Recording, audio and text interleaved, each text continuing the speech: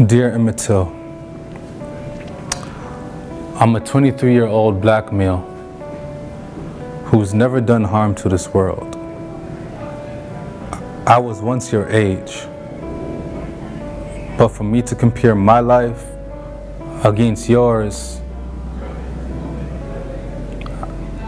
I have some nerve. Nerve to say that I feel how you would feel if you were still alive.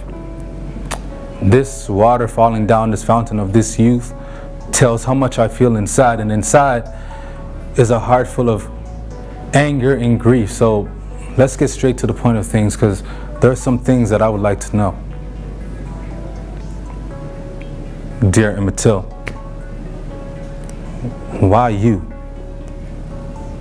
How did something so simple turn to something so drastic? Your life was on the line when they took your life for whistling at a woman, man. I can feel the hatred. As much as this cannot bring you back from the dead, but just for some clarity and reassurance, the lady lied on your name. The rage that's within me, I'm sorry. But how can we sing Negro spirituals like we shall overcome someday and free at last, thank God Almighty, we are free at last, when we've been chained down by white supremacy? Now, side note, white supremacy or white supremacism is a racist ideology based upon beliefs that white people are more superior amongst other races, and that therefore they should be more dominant over other races. And I kind of find that as an ironical statement due to the fact that we live in a white country where people think so highly of themselves but do the lowest of the lowest to a race that ain't their own. So dear Emmett Till, they did you guilty, young king.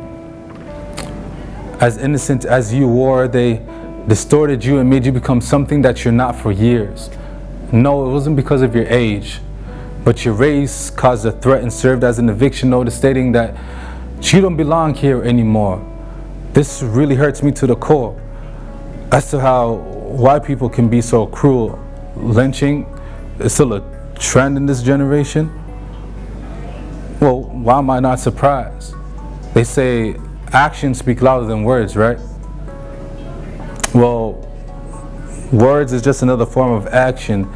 So in this context, let's try this on for size. Now, side note. Lynching is an unlawful murder by an angry mob. Throughout history, dominant groups have used lynching to manipulate minorities, and I find that ironic because even words can make you want to hang yourself, and it doesn't matter the color. The white woman knew better.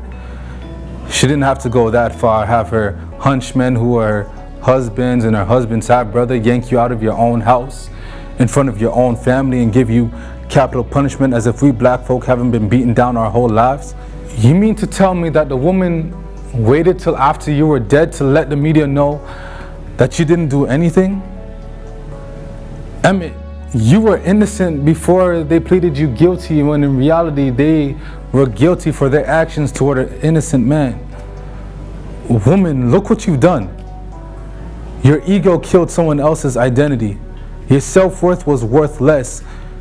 You could have just slapped him in the face and tell him don't whistle at you again, but instantly you allow barbarics to tear down a young king's kingdom. I don't know how white people can be so weak-minded in annihilating a young king. I wonder what your last words to your mother would have been. Like, I'm sorry, or I love you. Well, Emmett, I'm sorry for how they dressed you in whips and garnished your neck with a rope like it was the latest chain from the jewelry store. Has this become the latest fashion, or has this fashion become the latest trend? Either or. I need this type of brutality to end. I'm sorry, but I refuse to see another young black king being lynched for whistling. And I refuse to see another young black king being choked to death because he couldn't breathe due to police brutality, most definitely. I refuse to see another young black king being shot for taking out a pack of Skittles out of his pocket and for wearing a hoodie. Because now they've taken this trend too far. All in favor of white supremacy. And now they got young black kings wearing hoodies that says coolest monkeys in the jungle. Well, that's a contradiction, because even monkeys get brutalized too. And comparison between us black folk and monkeys is that we're innocent, but the media showcase us as guilty criminals. I mean, animals, so we deserve capital punishment. I mean, tasered and caged up. No wonder we don't have enough black men in this generation, because we'd rather kill each other rather than speak to each other. There's more black deaths than whites. There's more blacks in jails than whites. And like Kendrick said, we gonna be all right. How can that make sense? I'm 23, forget 14. I was once that age, but I've realized from 14 to 23, my worth ain't worth being lynching for. So dear Emmett Till, this water falling down my face are tears, leaking blood out of my heart, and I could imagine you looking up at me saying thank you. If you can't whistle at somebody, then you can't chew a piece of gum, spit on the floor, or even say a word. Coincidentally, all three has to do with using your mouth. You can't even say hello to somebody without them thinking that you're trying to rape them. Because back then, they took that seriously. And even us black folk have been in slavery, and we're still going through it. Tupac was an advocate for us black folk. MLK was an advocate for the civil rights movement. And Malcolm X, Martin X, on this territory is saying that we are here to stay and we ain't going nowhere. And like Kendrick said, we gonna be all right, right? Sometimes I wish it was more easier said than done. And other times I wish it was more easier done than said. Dear Emmett Till, I wish I was where you were, just so that we can hang for a little bit. Just as much as the young can learn from the old can learn from the young. There's nothing new under the sun. So dear Emmett,